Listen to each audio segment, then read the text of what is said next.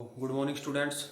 In the previous video, we have discussed about the magnetism and matter. The topic is comparison between the bar magnet and the solenoid and the Gauss law of magnetism. Now, the today's topic is earth magnetism because earth is also behave like a magnet. So, in today's topic, we will discuss about the earth magnetism.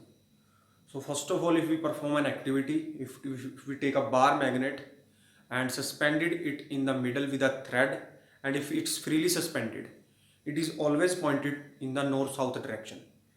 Clear? So why that bar magnet uh, rearrange itself in the north-south direction? This is due to the earth magnetism. Ki earth is also behave like a magnet. So now I will draw a diagram on the board. For example, this is the earth, clear, and this is the axis of rotation of earth, clear. This is the axis of rotation, clear, axis of rotation, and it is the north pole and it is a south pole, clear. It is a geographical north and geographical south. So we write here geographical north and geographical south, clear. ये अर्थ का geographical north है, ये अर्थ का geographical south है, और यही आपकी क्या है, अर्थ की एक्सिस ऑफ रोटेशन, जिसके ऊपर अर्थ अपने एक्सिस पे ही क्या करती है, रोटेट करती है. So when we suspend a bar magnet freely, so it rearrange themself in the north south direction. So for example कि this is a bar magnet, ये this is a bar magnet, so it is a north pole and it is south pole, clear. तो हमने इसको freely suspend कर दिया. It rearrange itself in the north south direction. So the pole of the bar magnet which is toward the geographical north is a north pole of bar magnet, and the pole of bar magnet which is toward the geographical south is the south pole of a bar magnet. Means जो bar magnet का पोल geographical north की तरफ होगा उसको हम north pole कहेंगे, और जो आपका साउथ की तरफ होगा उसको हम साउथ पोल कहेंगे. तो ये आगे बेटा ज्योग्राफिकल पोल्स, क्लियर. ये आपके क्या है, ज्योग्राफिकल पोल्स हैं, और ये बार मैग्नेट का नॉर्थ पोल है और यही बार मैग्नेट का साउथ पोल है. सो अगर हम ये कह देते हैं यहाँ पे कि अर्थ भी एक बार मैग्नेट है और इसने बार मैग्नेट ने अपने आप को ऐसे रीअरेंज किया है, और अर्थ भी एक ह्यूज बार मैग्नेट है, तो आपको पता है the same pole have a repulsion and opposite pole have a attraction. So अगर मैं यहां से एक लाइन पास करवाता हूं, this is a axis. So अब ये जो होगी बेटा, दिस इज मैग्नेटिक एक्सिस. ये कौन सी एक्सिस है, एक्सिस ऑफ रोटेशन, जिसको हम ज्योग्राफिकल एक्सिस भी कह सकते हैं, जियोग्राफिकल एक्सिस. एंड और जो ये आपकी है, ये आपकी है magnetic axis. This is your magnetic axis, clear.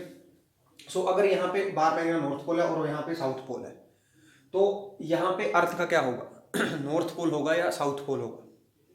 तो आपको पता है अगर यहाँ पे बार मैग्नेट का नॉर्थ पोल आ रहा है और यहाँ पे बार मैग्नेट का साउथ पोल आ रहा है, क्लियर. तो इसका मतलब ये है कि बेटा यहाँ पे कहीं ना कहीं अर्थ का ज्योग्राफिकल नॉर्थ था, लेकिन यहाँ पे अर्थ का मैग्नेटिक क्या है, साउथ है, क्लियर. लेकिन बार मैग्नेट का यहाँ पे क्या नॉर्थ पोल और यहाँ पे क्या है, साउथ पोल है. तो यहाँ से कंक्लूजन निकली कि जो अर्थ होती है वो भी एक ह्यूज मैग्नेट है, उसकी मैग्नेटिक प्रॉपर्टीज हैं, क्लियर. जब भी किसी बार मैग्नेट को हम फ्रीली सस्पेंड करते हैं वो अपने आप को रीअरेंज कर लेती है in the form of a in the north south direction, clear. और जो बार मैग्नेट का पोल ज्योग्राफिकल नॉर्थ की तरफ होगा वो magnetic pole of bar magnet north pole है, और जो साउथ की तरफ है वो आपका साउथ पोल है किसका, बार मैग्नेट का.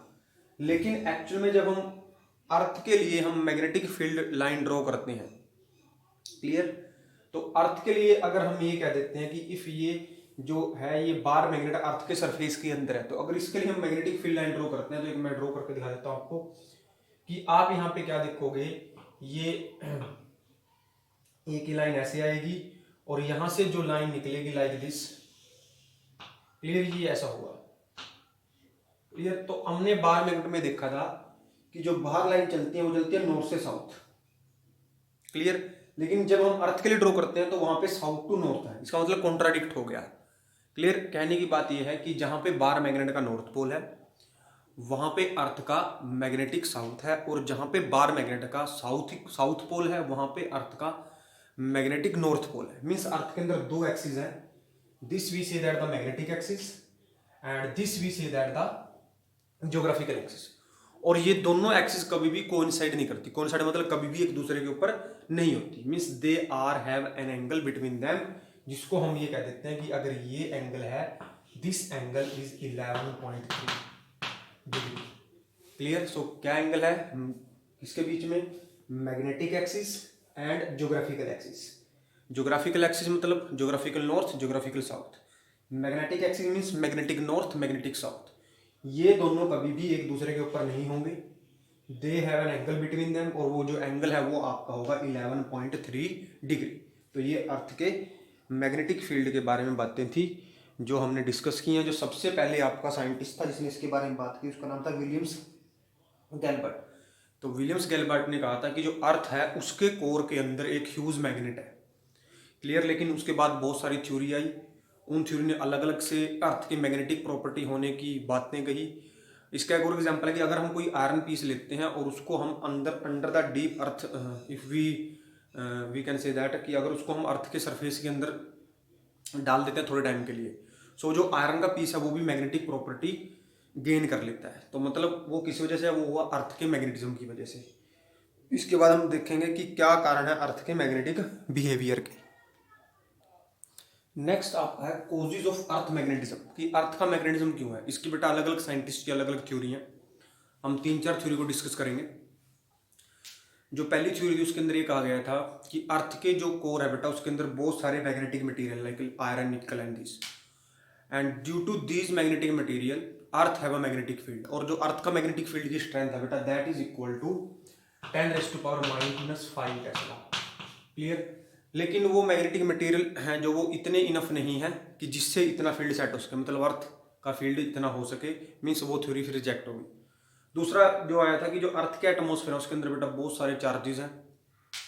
क्लियर? जब अर्थ रोटेट करती है, क्लियर, तो वो चार्जेस मूव करते हैं, चार्जेस मूव करते हैं तो करंट प्रोड्यूस होता है, और उस करंट की वजह से आपको पता है due to flow of current the substance और the object behave like a magnet. तो वो भी एक कारण हो सकता है अर्थ के मैग्नेटिज्म का। और तीसरा ये है कि जो अर्थ है उसके कोर के अंदर मोल्टन मैग्मा है। क्लियर? और जब अर्थ रोटेट करती है तो that molten magma also rotates, and that molten magma contain charges. उसके अंदर भी क्या है? चार्जेस हैं। तो जब चार्जेस अर्थ रोटेट करते तो that charges rotates means that charges are in motion. तो जो चार्जेस मोशन है, due to that motion of charges there is a current, and due to that current there is a magnetic behaviour of a earth, की उन charges की वजह से अर्थ का क्या है? मैग्नेटिक बिहेवियर है। तो ये 2-3 थ्योरी हैं आपकी जो डिफरेंट साइंटिस्ट ने दी हैं, लेकिन अभी तक कोई वी कैन से दैट कि कोई पक्का कंक्लूजन नहीं है कि जो अर्थ का मैग्नेटिज्म है वो किस कारण से है। तो ये 3-4 थ्योरी के बेसिस पे हम कह सकते हैं कि ये कारण हो सकते हैं अर्थ के मैग्नेटिज्म के। इसके बाद आपके यहाँ पे कुछ टर्म्स आएंगी अर्थ के मैग्नेटिज्म से रिलेटेड। जो पहली टर्म आपकी है बेटा वो ज्योग्राफिकल एक्सिस, ये ज्योग्राफिक एक्सिस। तो बेटा ज्योग्राफिक एक्सिस मीन्स सिंपल सी बात है, ज्योग्राफिक मीन्स ये एक लाइन है, imaginary line which join the geographical north to geographical south. तो what is geographical axis? Imaginary line which join the north pole to the south pole, which geographical north to geographical south. So it is your next is magnetic axis. Next is magnetic axis. अब magnetic axis क्या है? Again जैसे geographical axis थी, एक line जो geographical north को geographical south से जोड़ेगी, वो आपकी geographical axis है। सिमिलरली मैग्नेटिक एक्सिस क्या होगी? A line which join the magnetic north pole to magnetic south, उसको हम बोलेंगे मैग्नेटिक एक्सिस। और आपको थोड़ी देर पहले मैंने बताया था कि magnetic axis and geographical axis not coincide with each other, they have an angle of 11.3। Clear? तो ये वो एंगल है इनका, इसको अगर हम थीटा कह देते हैं तो that theta is 11। This is a geographical axis and this is a magnetic axis. ये कभी भी एक दूसरे के ऊपर नहीं हो सकती। उसके बाद आता है आपका मैग्नेटिक इक्वेटर। तो मैग्नेटिक इक्वेटर क्या बेटा?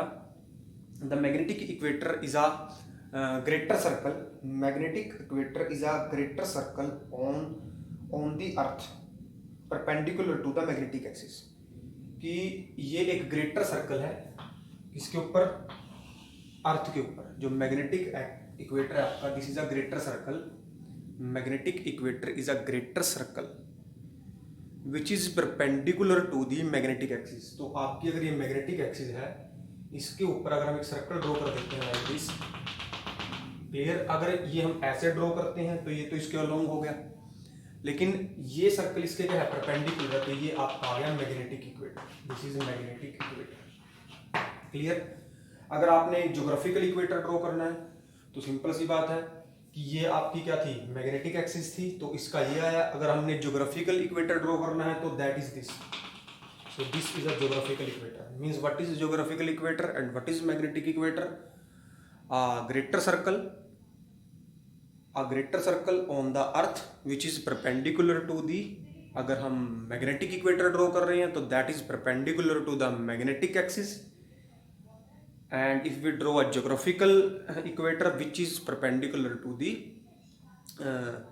geographical axis। है क्या, सिंपल सी बात बेटा ये है कि ये मान लो आपकी क्या है, ज्योग्राफिकल एक्सिस है। अब आपने इसके क्या ड्रॉ करना है, इक्वेटर ड्रॉ करना है। तो इक्वेटर क्या है, ग्रेटर सर्कल। अब ये बेटा मैंने ड्रॉ तो ऐसे कर दिया, एक्चुअल में क्या है 3D के अंदर आपका, अगर ये आपका है फॉर एग्जांपल, तो आपकी ये ऐसे है, क्लियर। तो ये अगर आपकी इक्वेटर, अगर इसको हम ड्रॉ करते हैं, ये तो इसके अलोंग सर्कल हो गया, क्लियर। लेकिन अब इसके जो परपेंडिकुलर होना चाहिए, तो ये सर्कल ऐसे है लाइक दिस, क्लियर। ये सर्कल हो गया आपका कौन सा, we can say geographical equator. अब ये आपकी क्या थी, ज्योग्राफिकल एक्सिस थी। तो अगर इसके मैं एक ग्रेटर सर्कल ड्रॉ करता हूं जो इसके क्या है, परपेंडिकुलर है, तो वो आपका आ जाएगा ज्योग्राफिकल इक्वेटर। अब सिंपल सी बात है कि जो आपकी मैग्नेटिक एक्सिस थी वो लाइक दिस थी, ऐसे थी, क्लियर। अब अगर इसके मैं कोई भी ग्रेटर सर्कल ड्रॉ करता हूं और इसके क्या होगा, वो परपेंडिकुलर होगा, तो अब सिंपल सी बात है, अगर इस लाइन को हम थोड़ा ऐसे कर दें, means if we rotate this line this, तो जो ये सर्कल होगा ये भी थोड़ा कहाँ जाएगा, ऊपर की तरफ जाएगा। तो जो आपका ये होगा, क्लियर। तो ये आपका क्या है, this is magnetic equator, greater circle which is perpendicular to the magnetic axis. जो मैंने ड्रॉ किया है देखो ये, तो जो ये आपका है, ये आपका इसके परपेंडिकुलर है, तो दिस इज मैग्नेटिक इक्वेटर। और जो ये वाला है, ये आपका ज्योग्राफिकल एक्सिस के परपेंडिकुलर है, क्लियर। उसके बाद आता है geographical meridian, clear. Geographical meridian and magnetic meridian, दो चीज आएंगे। अब ये क्या बेटा, ज्योग्राफिकल मेरिडियन और मैग्नेटिक मेरिडियन क्या है, these are the vertical plane. क्या है ये, आपके वर्टिकल प्लेन है, clear. Vertical plane which passes through the geographical axis of earth, कि एक वर्टिकल प्लेन है जो आपका मैग्नेटिक एक्सिस के थ्रू पास करेगा, उसको मैग्नेटिक मेरिडियन बोलेंगे। और जो ज्योग्राफिकल एक्सिस के पास होगा उसको हम ज्योग्राफिकल मेरिडियन कहेंगे। तो what is magnetic meridian and geographical meridian? A vertical plane which passes through the magnetic axis is called magnetic meridian, and a vertical plane which passes through a geographical axis is called geographical meridian। इनके बारे में हम आगे discuss करेंगे कि geographical meridian क्या है और वर्टिकल geographical meridian क्या है और मैग्नेटिक मेरिडियन क्या है, वो हम नेक्स्ट करेंगे। कुछ और टर्म्स आएंगी कि आपका क्या है, क्लियर। इसके बाद हम नेक्स्ट देखते हैं। तो हमने 5 टर्म देखी यहाँ पे। ज्योग्राफिकल एक्सिस क्या है, a line which join the north geographical pole to the south geographical pole. फिर है magnetic axis. What is magnetic axis? Magnetic axis क्या है, एक लाइन है which join the magnetic north to the magnetic south. After the magnetic equator, what is magnetic? Greater circle on the earth which is perpendicular to the magnetic axis. अब यहाँ पे एक term मैंने लिखी नहीं मैंने, ज्योग्राफिकल इक्वेटर क्या होगा? Greater circle which is perpendicular to the geographical axis. उसके बाद आता है magnetic meridian and geographical meridian. तो मैग्नेटिक मेरिडियन और ज्योग्राफिकल मेरिडियन क्या है? वर्टिकल प्लेन है, क्लियर। अब जो वर्टिकल प्लेन मैग्नेटिक एक्सिस से पास होगा वो मैग्नेटिक मेरिडियन कहलाएगा, और जो वर्टिकल प्लेन ज्योग्राफिकल एक्सिस से पास होगा वो ज्योग्राफिकल मेरिडियन कहलाएगा। नेक्स्ट हम इसके बारे में 2-3 पॉइंट और देखेंगे, तो देखते हैं क्या है वो। एक बार हम मेरिडियन देखते हैं क्या है, एक सिंपल डायग्राम से आपको समझाते हैं कि this is your geographical axis, clear, this is north geographical and this is your south geographical, clear, and this is your magnetic axis, this is north magnetic, we can say that magnetic north and this is magnetic south, clear। अब हमने यहाँ पे geographical meridian और magnetic meridian की बात करनी है। तो अगर मैं ये प्लेन ले लेता हूँ, देयर आर 2 प्लेन। अब ये प्लेन ले लिया मैंने एक, दिस इज अ 1 प्लेन। अब देखो ये प्लेन जो क्या है इसके वर्टिकली है, अगर ये ऐसे होता तो ये हॉरिजॉन्टली होता, अब ये क्या है vertical, this plane is vertical. तो ये प्लेन किससे पास कर रहा है, this plane passes through the magnetic axis, so this is called magnetic meridian. Similarly जो आपका ये पोल है, फॉर एग्जांपल ये किससे पास कर रहा है, this passes through the geographical axis and vertical plane है, बिकॉज वर्टिकल एक्सिस की तरह काम कर रहा है ये। तो ये जो आपके होंगे लाइक दिस एंड दिस, तो ये आपके क्या है, a plane which is a vertical plane which passes through the geographical axis and magnetic axis is called meridian. अब वो डिपेंड करता है, अगर ज्योग्राफिकल एक्सिस से पास करेगा उसको हम मैग्नेटिक ज्योग्राफिकल मेरिडियन कहेंगे, और जो आपका मैग्नेटिक एक्सिस से पास होगा उसको हम मैग्नेटिक मेरिडियन कहेंगे। इसके बाद एक नेक्स्ट टॉपिक आता है आपका, डेफिनेशन आती है आपकी, that is angle of declination, angle of declination. So the angle of declination क्या है, मैग्नेटिक डिक्लिनेशन उसको बोल सकते हैं, मैग्नेटिक डिक्लिनेशन, क्लियर। सो ये मैग्नेटिक डिक्लिनेशन क्या है, व्हाट इज मैग्नेटिक डिक्लिनेशन, कुछ नहीं है बेटा ये, क्लियर। तो इसके से जो प्लेन पास हुआ था वो मैग्नेटिक मेरिडियन था, इससे जो प्लेन पास हुआ था वो आपका ज्योग्राफिकल मेरिडियन था। तो जो मैग्नेटिक मेरिडियन और ज्योग्राफिकल मेरिडियन के बीच में एंगल होगा, the angle between the magnetic meridian and the geographical meridian is called angle of declination और magnetic declination which is denoted by theta. तो उसका नाम है, this is magnetic declination. The spelling of declination is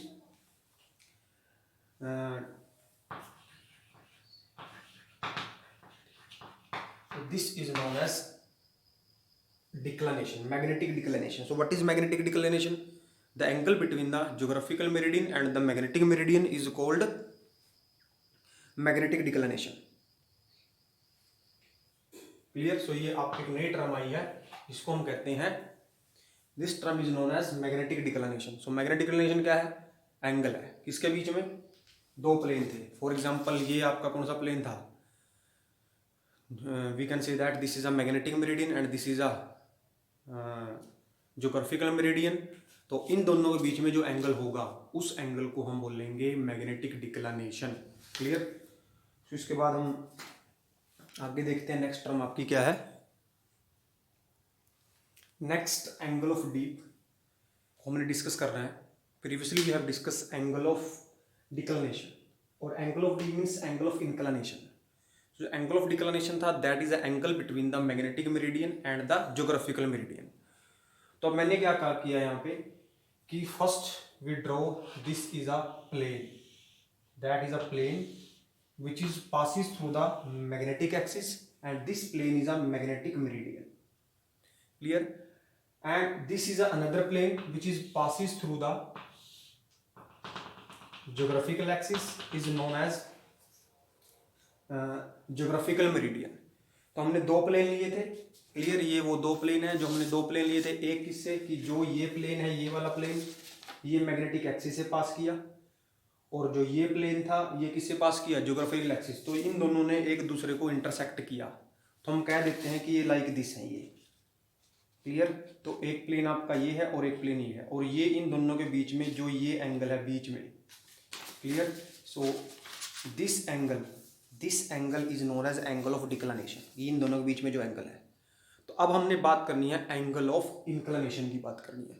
तो मैंने दो plane ले लिए कि जो आपका ये पीछे वाला प्लेन आपको दिखा रहा है ये आपका होगा, क्योंकि बेटा दोनों पास करेंगे। फॉर एग्जांपल मैं यहाँ बना देता हूँ फिर से ताकि आपको समझ में आए कि पहले ये प्लेन पास किया, क्लियर, इसके बाद फिर इसके ऊपर से ये ऐसे प्लेन पास करेगा, ये दोनों एक दूसरे को ऐसे इंटरसेक्ट करके जाएंगे।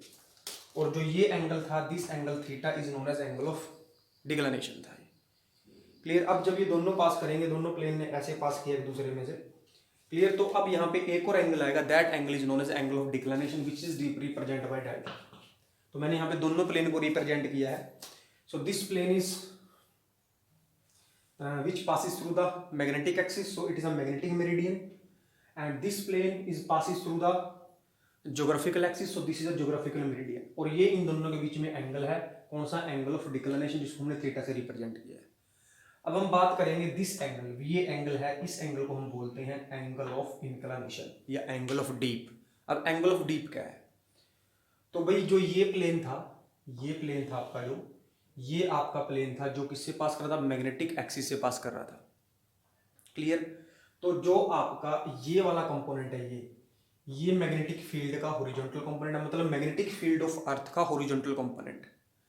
और ये जो कंपोनेंट है ये है मैग्नेटिक फील्ड ऑफ अर्थ का वर्टिकल कंपोनेंट। और ये हॉरिजॉन्टल है और ये वर्टिकल है, और ये आपका है net, this is known as net magnetic field intensity लिख दो इसको, या फिर net magnetic field of earth, clear. So यहां से आपको क्लियर दिखाई दे रहा है कि ये एंगल किसके बीच में है, तो ये आपका जो एंगल है बेटा, it is a angle between the net intensity of magnetic field and horizontal component of the magnetic meridian. So what is angle of dip, angle between the horizontal component of the magnetic meridian and the net intensity of magnetic field is called angle of deep। Means ये किसके बीच में angle है, net अर्थ के magnetic field और अर्थ के horizontal component के बीच के angle को हम बोलेंगे angle of inclination. So what is angle of inclination, the angle between the net intensity of earth magnetic field and the horizontal component of magnetic meridian of earth, कि जो अर्थ का magnetic meridian है उसके horizontal component और net magnetic field intensity के बीच में जो एंगल होगा उसको हम बोलेंगे that is angle of inclination. अब अगर मैं क्या कर देता हूं कि इसको अगर हम यहां से इसको मिला देते हैं लाइक दिस, और ये लाइन आपकी यहां पे आती है ऐसे, so you can easily found the B H and B V. So जो BH है horizontal component, we have know that कि BH can be written as horizontal component, ये थीटा है तो जिसके साथ एंगल होता है वो होता है कोस, और यहाँ पे क्या नेट ये है B आपका, ये आप सीधा यहाँ से निकाल भी सकते हो अगर निकालना चाहते हो। कैसे, आपको पता है ये BH है, ये एंगल है, ये है, क्लियर, इसको आप आराम से निकाल सकते हो। और ये आपका जो है ये B वर्टिकल है, लेकिन हमें पता है कि जो BH होगा वो होगा BE कोस डेल्टा, क्लियर। और जो BV होगा वो आपका होगा BE साइन डेल्टा। क्यों, क्योंकि ये हॉरिजॉन्टल कंपोनेंट है किसका, BE का, और ये वर्टिकल कंपोनेंट है किसका, BE का। तो जो वर्टिकल होगा वो आपका आएगा साइन, और जो हॉरिजॉन्टल आएगा कोस। अगर इनको हम उठा के डिवाइड कर देते हैं तो B vertical divide by B horizontal is equal to BE divide by BE, there is sin delta divided by cos delta, that's B cancel with BE, then B vertical divided by B horizontal comes out to be tan delta। तो अगर हमें B vertical की और B horizontal की value पता है तो हम यहाँ से इजीली डेल्टा की वैल्यू को फाइंड कर सकते हैं। B वर्टिकल पुट करेंगे, B हॉरिजॉन्टल पुट करेंगे, तो जब यहाँ से B vertical B horizontal put करने पर हम दोनों साइड को कंपेयर कर देंगे। क्या करते हैं, दोनों साइड को हम कंपेयर। फॉर एग्जांपल कि यहाँ से इनको सोल्व करके 1/√2 आ गया, तो ये होगा tan डेल्टा है, क्लियर। तो tan डेल्टा, अब tan की वैल्यू ढूंढेंगे 1/√2 के ऊपर। अगर यहाँ से फॉर एग्जांपल 1 आ गया, क्या आ गया अपना 1, तो ये डेल्टा जो होगा that is 45 degree, clear. So if we know the horizontal component of earth magnetic field और vertical compound earth magnetic field when we can easily find the delta. Clear. So ये एक रिलेशन है क्या कि tan delta is equal to V vertical divide by V horizontal. तो ये आपका topic था angle of declination, angle of inclination. Clear. So जो एंगल ऑफ आपका इंक्लिनेशन था वो मैग्नेटिक मेरिडियन और ज्योग्राफिकल मेरिडियन के बीच का एंगल था, और जो आपका एंगल ऑफ इंक्लिनेशन है, जो एंगल ऑफ डिक्लिनेशन था वो आपका मैग्नेटिक मेरिडियन और ज्योग्राफिकल मेरिडियन के बीच का एंगल था, जिसको हमने ये लिखा है, ये देखो। क्लियर। और जो एंगल ऑफ इंक्लिनेशन है ये बेटा एंगल है किसके बीच में, horizontal component of the earth magnetic field and the net intensity of the earth magnetic field. मतलब हॉरिजॉन्टल और नेट के बीच के एंगल को हम एंगल ऑफ इंक्लिनेशन कहेंगे, और इसको हम एंगल ऑफ डीप भी कह सकते हैं। और अगर आपने एंगल ऑफ डीप निकालना है तो उस जगह पे जहाँ पे आपने एंगल ऑफ डीप निकालना है वहाँ पे आप अर्थ के हॉरिजॉन्टल और अर्थ के वर्टिकल फील्ड को, कंपोनेंट को निकाल के उनको पुट करके टेन डेल्टा की हेल्प से आप उसको फाइंड कर सकते हो।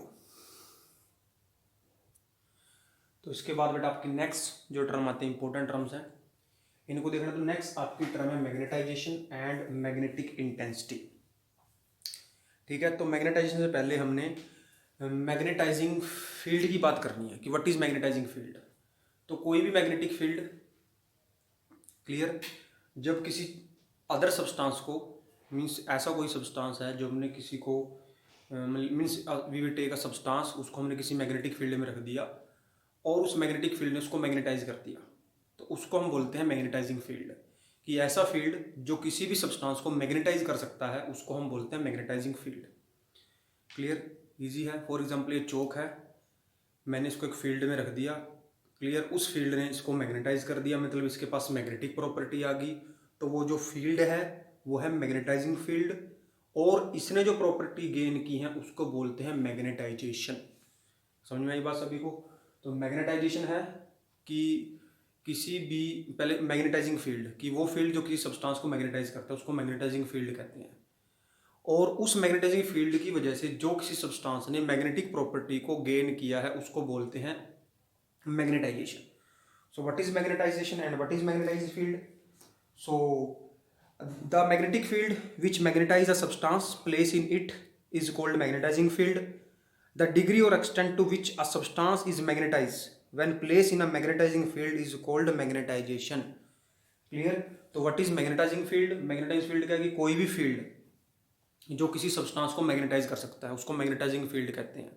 और मैग्नेटाइजेशन क्या है कि जब किसी भी सब्सटेंस को हमने किसी मैग्नेटाइजिंग फील्ड में रखा, उस मैग्नेटाइजिंग फील्ड ने उस सब्सटेंस को कितना मैग्नेटाइज मतलब क्या कि कितना स्ट्रॉन्ग मैग्नेट बना, इसकी मैग्नेटिक प्रॉपर्टी थोड़ी देर तक रहती है, इसकी मैग्नेटिक प्रॉपर्टी लंबे टाइम तक रहती हैं, उसको हम मैग्नेटाइजेशन कहते हैं, which is denoted by M.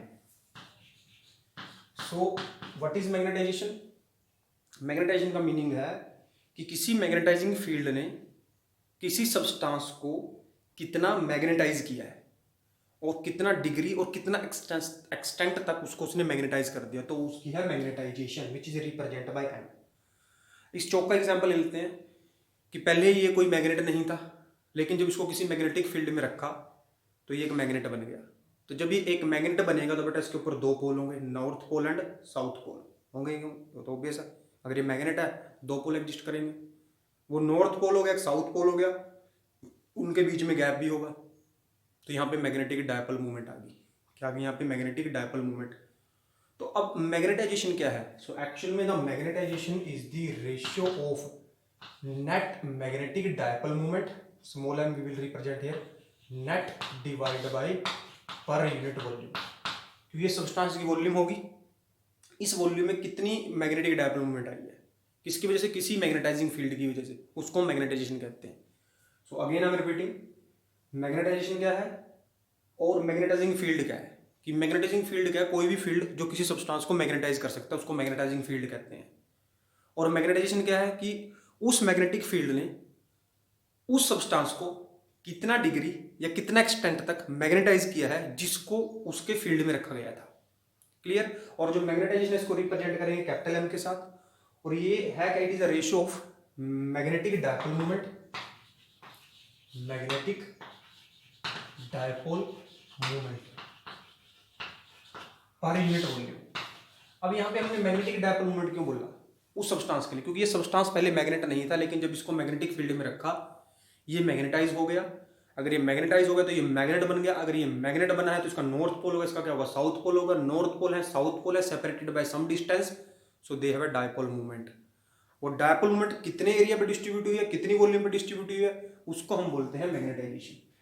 अब यहां से अगर मैं वैल्यू निकलता हूं, मैग्नेटिक डायपोल मूवमेंट क्या होती है आपकी, क्यू एम इंटू में 2m divide by, clear, and volume आपकी नीचे आ जाएगी v।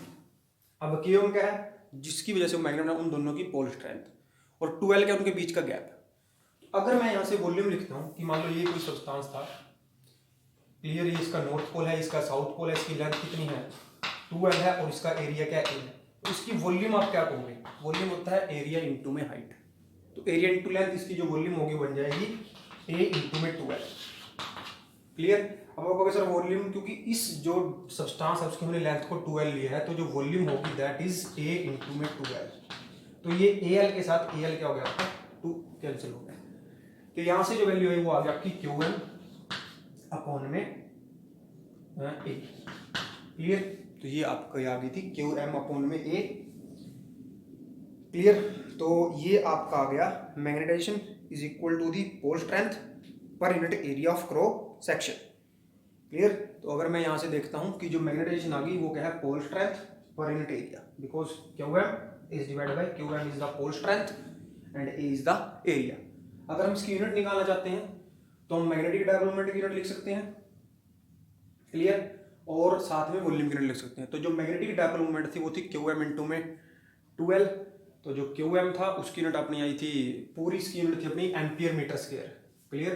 सो अगर मैं यहाँ से इसकी यूनिट निकालना चाहता हूँ तो इसकी यूनिट होती है ampere metre square divide by metre cube. तो 1 मीटर के साथ ये आपका कैंसिल हो गया, तो the unit of M comes out to be ampere per metre. यहाँ से भी निकालोगे तब भी वही आएंगी, क्यों, क्योंकि जो पोल स्ट्रेंथ होती है उसकी यूनिट होती है एम्पियर मीटर।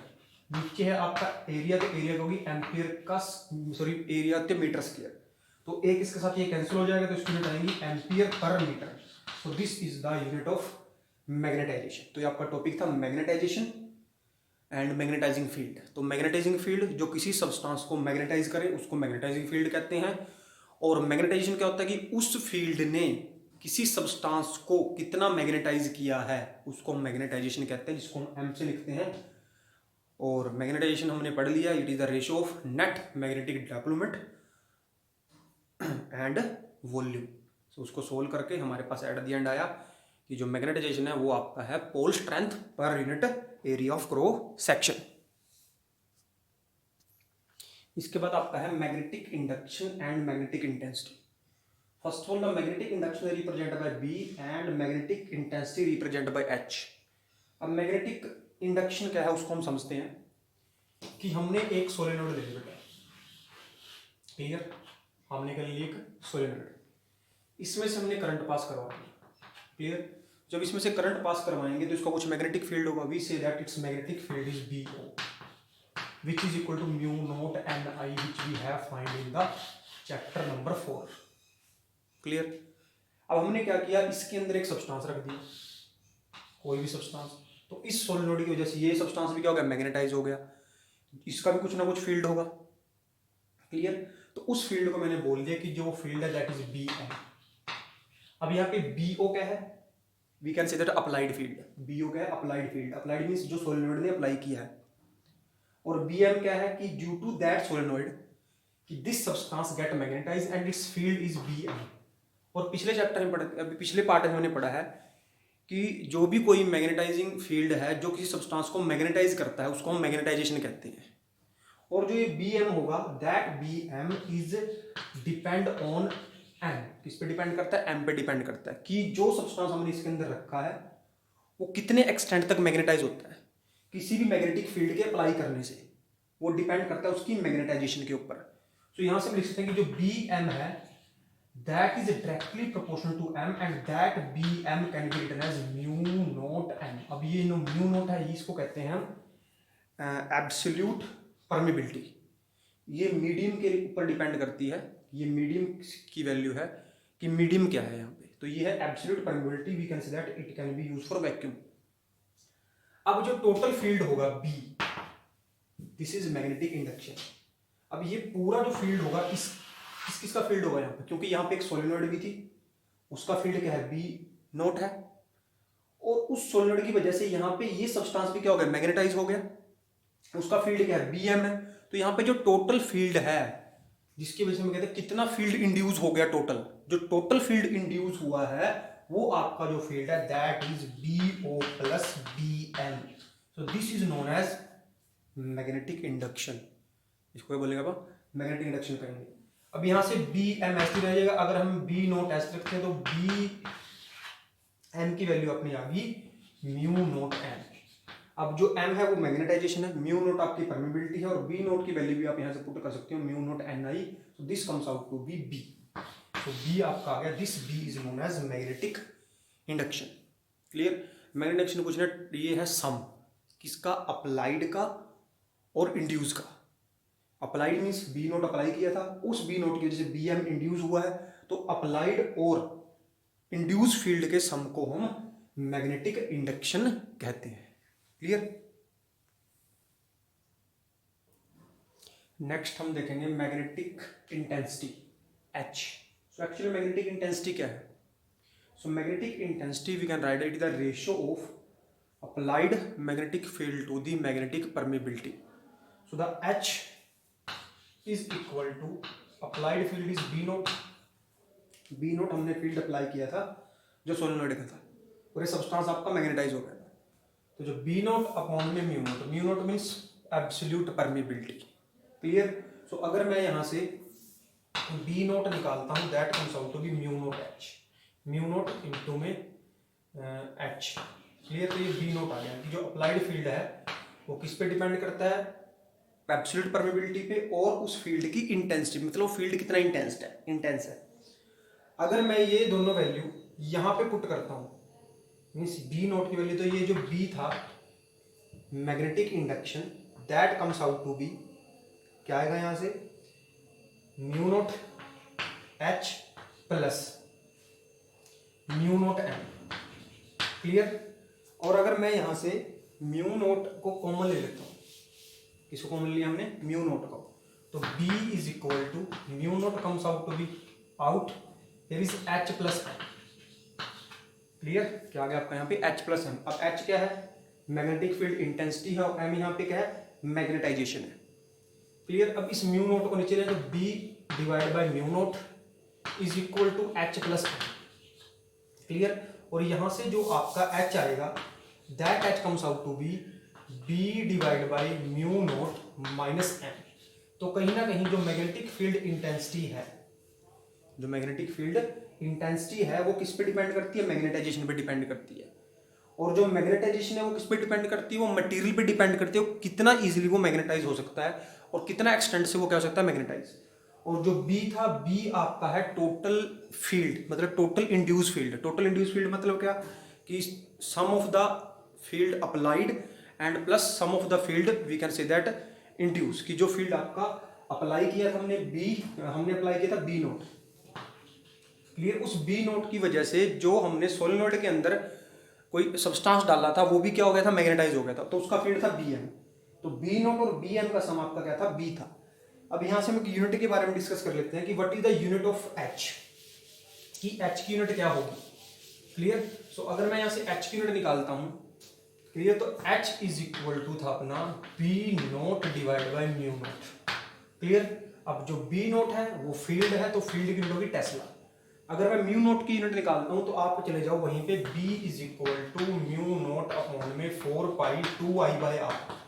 कोई भी अलग से 2 पाई बाय R जो मर्जी लो, जो भी B की वैल्यू आपने लेनी है। अब यहां से अगर इस म्यू नोट की, क्योंकि ये तो कॉन्स्टेंट को छोड़ दिया मैंने, तो B की होगी टेस्ला, ये R इधर आ गया तो इसकी होगी मीटर, और डिवाइड बाय आ गया एम्पियर। तो ये आ गई म्यू नोट की यूनिट, टेस्ला इनटू में मीटर डिवाइड बाय एम्पियर। तो जब मैं यहां पे लिखूंगा टेस्ला इनटू में मीटर डिवाइड बाय एम्पियर, तो ये टेस्ला के साथ टेस्ला आपका क्या हो गया, कैंसिल हो गया। ये एम्पियर कहां चला गया, ऊपर चला गया। तो जो H की यूनिट आ गई वो आ गई आपकी एम्पियर पर मीटर। तो आपने एक चीज और नोट की, यहाँ पे हमने यहाँ पे क्या देखा था कि जो आपका बी था that is mu naught that is H plus M. अब बेटा जो बी बन रहा है वो इन दोनों को ऐड करके बन रहा है। ये ऐड तभी हो रहे हैं if they have the same unit, means जो एच है और जो एम है इनकी यूनिट क्या होंगी, सेम होंगी। अब एम की यूनिट हमने निकाली थी, जो एम था आपका मैग्नेटाइजेशन, ये रेशियो थी dipole moment per unit volume. तो जो डायपोल मोमेंट थी उसकी यूनिट होती है ampere metre square divide by volume की थी मीटर क्यूब। तो मीटर क्यूब से मीटर स्क्वायर आपका कैंसिल, तो ये वैल्यू होगी एम्पियर पर मीटर। क्लियर। तो यहां पे भी यूनिट क्या है, ampere per metre, means the unit of intensity and unit of magnetisation दोनों ही क्या है, सेम है। अब इंटेंसिटी किसकी है, उस फील्ड की है। क्लियर। और मैग्नेटाइजेशन किसकी है, कि वो सब्सटेंस कितना मैग्नेटाइज हो गया। मतलब जितना ज्यादा इंटेंस फील्ड होगा, जितना ज्यादा फील्ड क्या होगा, इंटेंस होगा, कोई सब्सटेंस उतना ही ज्यादा क्या होगा, मैग्नेटाइज होगा। क्लियर। और जो मैग्नेटाइजेशन है वो कहीं ना कहीं सब्सटेंस पे भी डिपेंड करती है कि वो सब्सटेंस इजीली मैग्नेटाइज होने वाला है या नहीं। फॉर एग्जांपल अगर हम आयरन को रखते हैं वो इजीली मैग्नेटाइज हो जाएगा, लेकिन if you place another substance so that can not be easily magnetise. तो ये हमारी कुछ टर्म थी जो हमने डिस्कस की हैं। पहले हमने मैग्नेटाइजेशन देखा था क्या होता है। आई होप कि आपको समझ में आ गई मैग्नेटाइजेशन क्या है। मैग्नेटाइजेशन के बाद हमने पढ़ा था मैग्नेटिक इंडक्शन।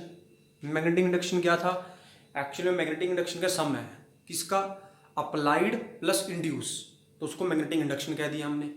उसके बाद मैग्नेटिक इंटेंसिटी। मैग्नेटिक इंटेंसिटी क्या थी, इट इज द रेशियो किसकी, अप्लाइड टू दी परमेबिलिटी की। तो ये हमने पूरा देखा है, इंपॉर्टेंट टर्म है, ये डेफिनेशन आपके पेपर में आ जाती है कई बार, सबने ध्यान से देखना है and you once must read from the book. इसके बाद नेक्स्ट एक दो डेफिनेशन हो रहा है उसको देखते हैं क्या है। देखो नेक्स्ट है बेटा मैग्नेटिक परमेबिलिटी। है कुछ नहीं है, आप इसको पहले जानते हो, लेकिन इसकी डेफिनेशन है मैग्नेटिक परमेबिलिटी है कि extend to which the magnetic field line can pass through a magnetic any substance, कि किसी सब्सटेंस से कितनी मैग्नेटिक फील्ड लाइन पास होंगी उसको हम उसकी मैग्नेटिक परमेबिलिटी कहते हैं। अभी हमने एब्सोल्यूट परमेबिलिटी की बात की थी थोड़ी देर पहले, हमने लिखा था कि जो आपका एच है that is B naught upon में म्यू नोट। तो भाई जो ये म्यू नोट है ये है एब्सोल्यूट परमेबिलिटी। क्लियर। और अगर हमने इसको परमेबिलिटी की फॉर्म में लिखना तो ये बन जाएगा आपका H is equal to B divide by mu. Clear. अगर मैं यहाँ से म्यू की वैल्यू निकालता हूँ that mu comes out to B by H. तो जो म्यू है इट इज द रेशियो। अब जो बी था आपका इसको हम अप्लाइड फील्ड कहते हैं, एच क्या है यहाँ पे मैग्नेटिक फील्ड इंटेंसिटी है, तो उसकी ये रेशियो है mu is equal to B by H. तो ये आपकी है परमेबिलिटी। नेक्स्ट बेटा यहाँ पे है रिलेटिव परमेबिलिटी। कुछ नहीं है बेटा, जैसे अपन ने रिलेटिव रिफ्रैक्टिव इंडेक्स पढ़ा था ऐसे ही हम रिलेटिव परमेबिलिटी को ही पढ़ सकते हैं। मतलब क्या है कि हमने किसी भी मीडियम की परमेबिलिटी को वैक्यूम के साथ रिलेट करना है। क्लियर। इसको सिंपल से एग्जांपल समझते हैं कि फॉर एग्जांपल ये आपका कोई सोलेनॉइड था, इसमें से हमने इलेक्ट्रिक करंट पास करवाया, अब इसके अंदर खाली है तो वैक्यूम है यहाँ पे। क्लियर। तो यहाँ पे जो फील्ड डेवलप हुआ वो बी नोट था। क्लियर। क्लियर। यहाँ पे फील्ड डेवलप हुआ बी नोट था और यहाँ पे जो परमेबिलिटी होगी वो होगी म्यू नोट। क्लियर। उसके बाद हमने क्या कहा कि इसके अंदर कोई सब्सटेंस डाल दिया। क्लियर। अब जब सब्सटेंस डाला तो मीडियम चेंज हो गया, उस मीडियम की जगह अब यहाँ पे कोई और मीडियम आ गया, there is not a air और वैक्यूम, यहाँ पे कोई अदर सब्सटेंस है।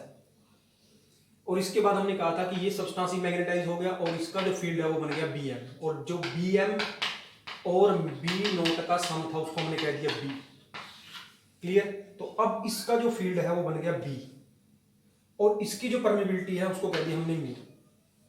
क्लियर। अब रिलेटिव परमेबिलिटी क्या है, मींस म्यू आर क्या है, mu R is the ratio.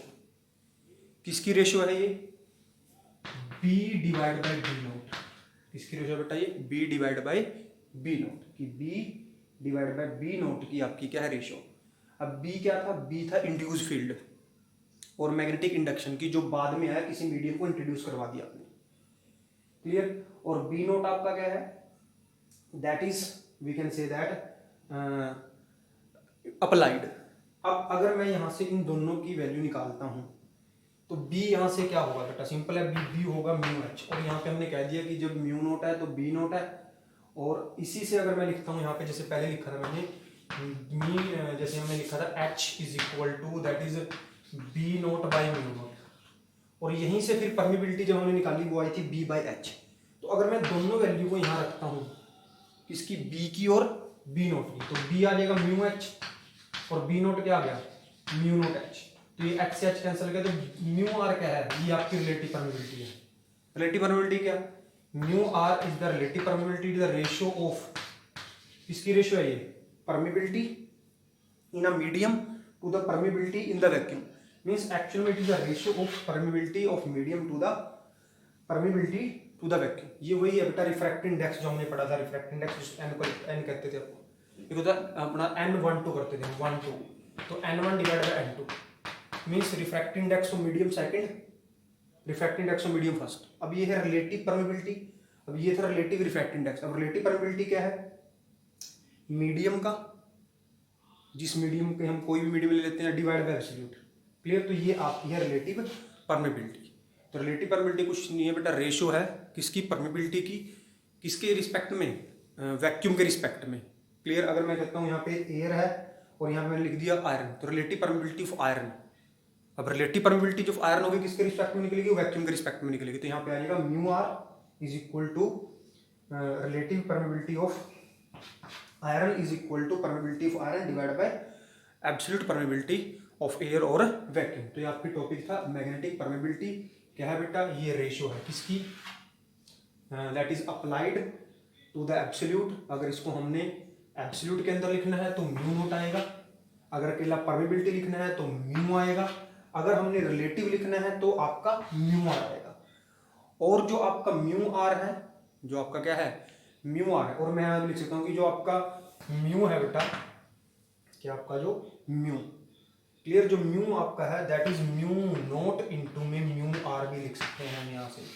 तो अगर मैं यहाँ से μR निकालना चाहता हूँ तो μR आपका क्या होगा, that is μ/μ0।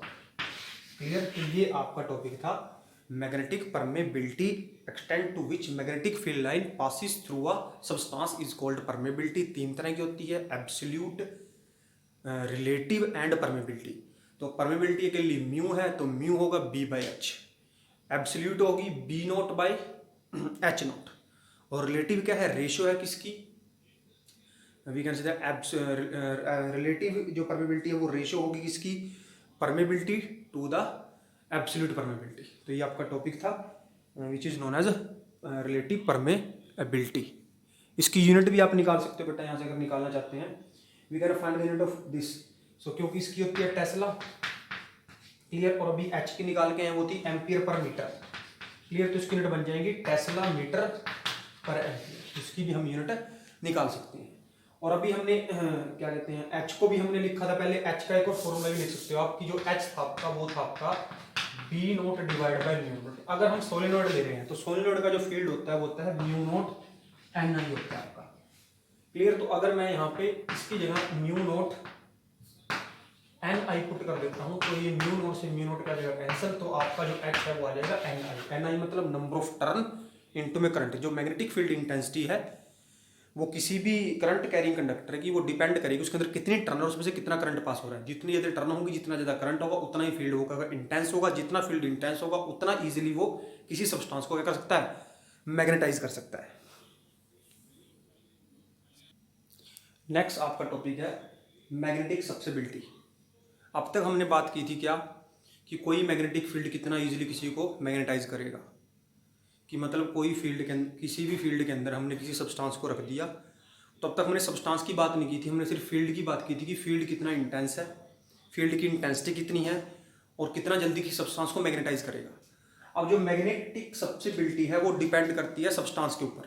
The magnetic susceptibility depend on the substance, means a substance how much easily it can be magnetized when placed in a magnetic field. Means magnetic susceptibility depend करते हैं किसके ऊपर, सब्सटेंस के ऊपर। और मैग्नेटाइजेशन थी वो भी सब्सटेंस की थी, लेकिन वो डिपेंड करती थी किसके ऊपर, मैग्नेटाइजिंग फील्ड के ऊपर। और इंटेंसिटी ऑफ मैग्नेटाइजेशन थी जो, या जो इंटेंसिटी ऑफ मैग्नेटिक फील्ड थी वो भी फील्ड पे डिपेंड करती थी। लेकिन जो मैग्नेटिक सब्सिबिलिटी है वो सब्सटेंस पे डिपेंड करती है कि when a substance is place in a magnetising field how easily get magnetise. जैसे हमने 3 सब्सटेंस लिए A B C, पहले को रखा, उसको मैग्नेटाइज होने में 2 घंटे लगते हैं, दूसरे को रखा उसको आधा घंटा लगता है और तीसरे को लगता है 5 मिनट। तो इसका मतलब कि जो सबसे सी सब्सटेंस है वो सबसे जल्दी मैग्नेटाइज हो रहा है, मतलब उसकी सब्सिबिलिटी बहुत ज़्यादा है। तो magnetic susceptibility is a property of a substance how easily it get magnetize when place in a magnetising field. It is represented by chi M. Actually में जाई एम क्या है बेटा? Chi M is the ratio of magnetization to the intensity of magnetic field. ये हमने पढ़ा था M. M क्या था? मैग्नेटाइजेशन। मैग्नेटाइजेशन मीन्स कि when a substance how much a substance get magnetize when place in a magnetic field. तो it is the ratio of M and H is the applied field जो हमने दिया उसकी intensity कितनी है। तो chi M is the susceptibility the ratio of M by H. Clear? तो it is known as susceptibility. इसको हम क्या कहते हैं? सब्सिबिलिटी कहते हैं। क्लियर? तो ये आपका टॉपिक है सब्सिबिलिटी। अब आखिरी रिलेशन आपकी है वो है relation between the magnetic permeability and magnetic susceptibility. कि आपने की परमेबिलिटी और सब्सिबिलिटी की हमने रिलेशन फाइंड करनी है which is used in the next part of the chapter. तो हम इस रेशियो को देखते हैं, इसकी रिलेशन देखते हैं क्या है। So now we will discuss the relation कि व्हाट इज दैट रिलेशन। तो हमने रिलेशन देखनी है म्यू आर और जाई एम। म्यू आर थी relative permeability and chi M है सब्सिबिलिटी। तो फिर से हम वही सॉलिड के ऊपर जाएंगे बेटा। ये सॉलिड थी आपकी। क्लियर? इसका फील्ड क्या था भाई? बी नोट था। क्लियर? इसके अंदर कोई सब्सटेंस रख दिया, उसका फील्ड क्या था? बी एम था। क्लियर? बी एम था।